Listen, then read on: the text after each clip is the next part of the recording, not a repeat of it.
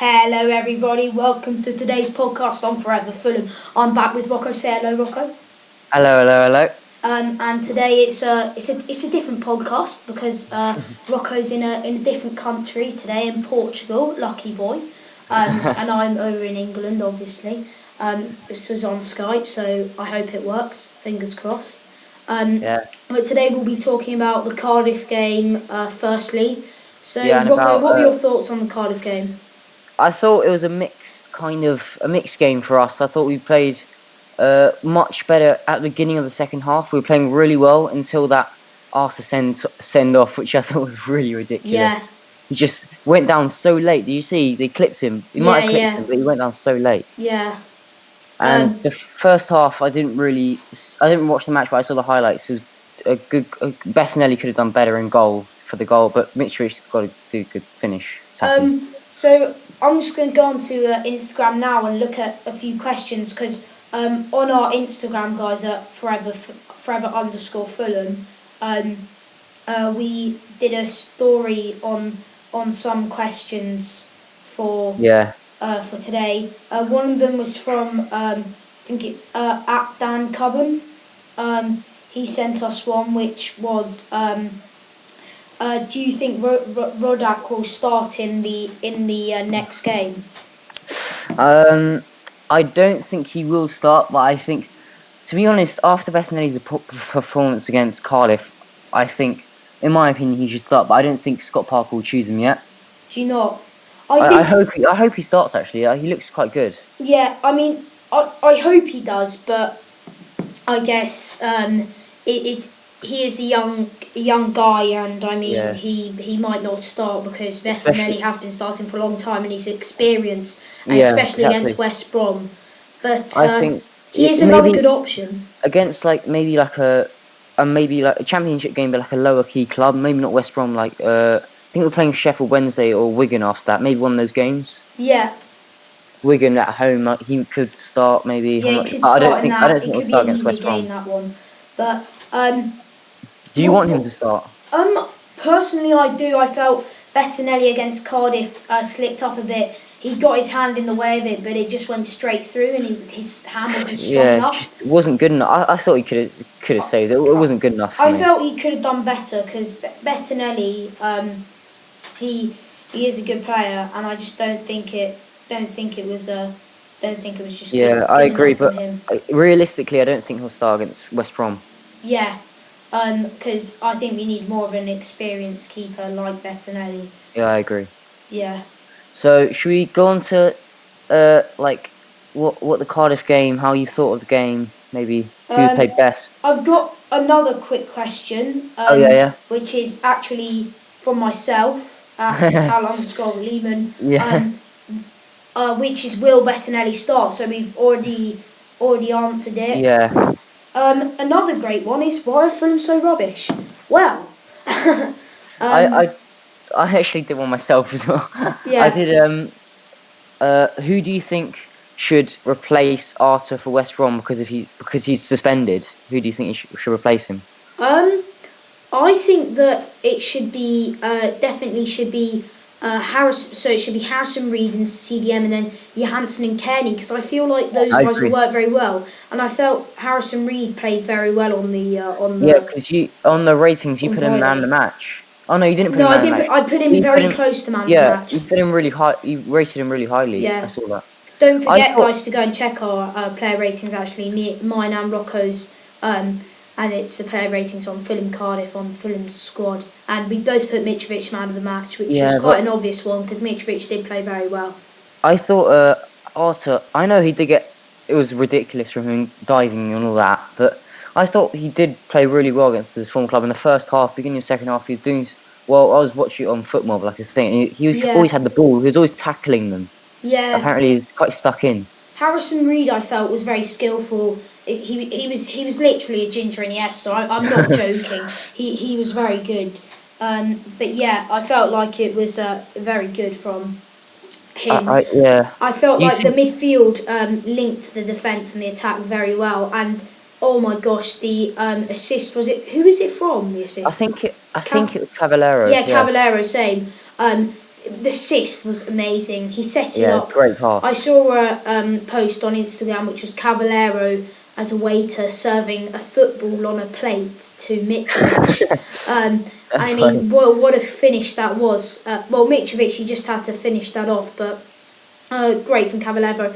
I felt after we did get the red, a draw was good, but Yeah, same. I at the think start, I felt like Fulham deserved the win.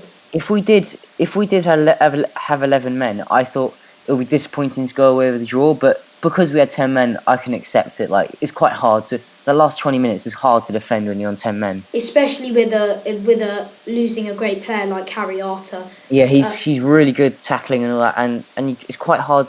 I understand them playing quite defensively after that red because I saw they put Lamarchand on for I think it was I'm not sure if it was knockout, but it was an more attacking player. Yeah. So they tried to play more defensive after that red. Yeah, I felt like he could be a bit could be smarter. Do you get that? That's the title of today's podcast. Be more smarter. Okay? He could be smarter. Especially, He shouldn't be diving.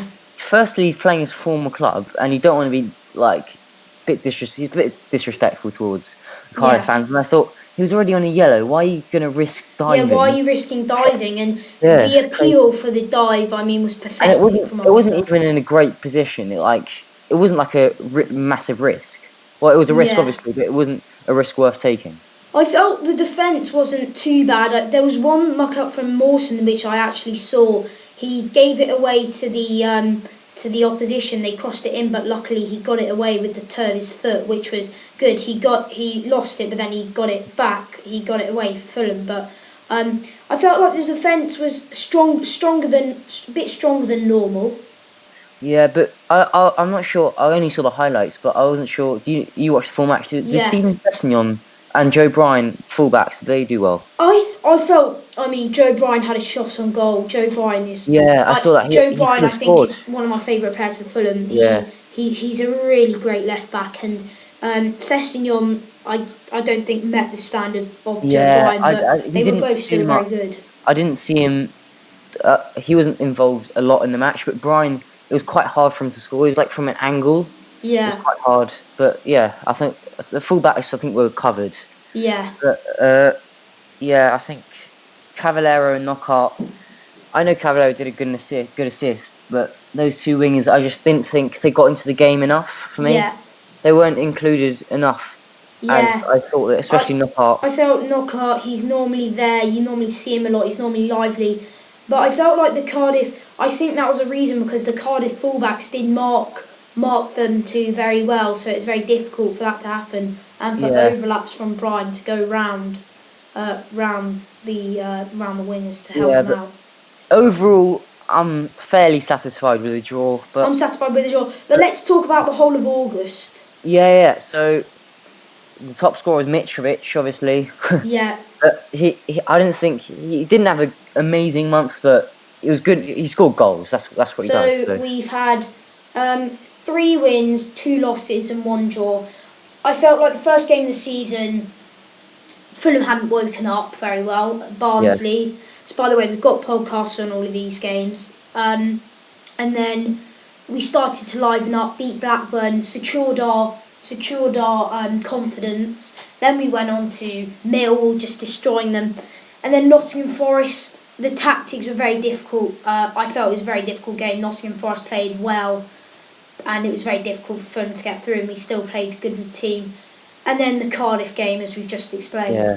What about you? I agree. I thought first game, I travelled up to Barnsley to see a 1-0 loss, which was quite depressing, but we didn't wake up at all. It reminded me of the Premier League team, just not good enough. But those 3 wins on the bounce, they were amazing. They were really good. Blackburn, especially second half against Huddersfield, you played really well. And Millwall, obviously, my favourite game of the season by far. Yeah, great the game. atmosphere was great. We destroyed them.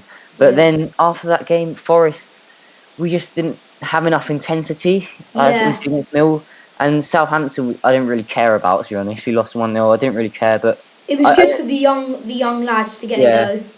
I didn't really watch any of it, but I think it was a bit of a dull match.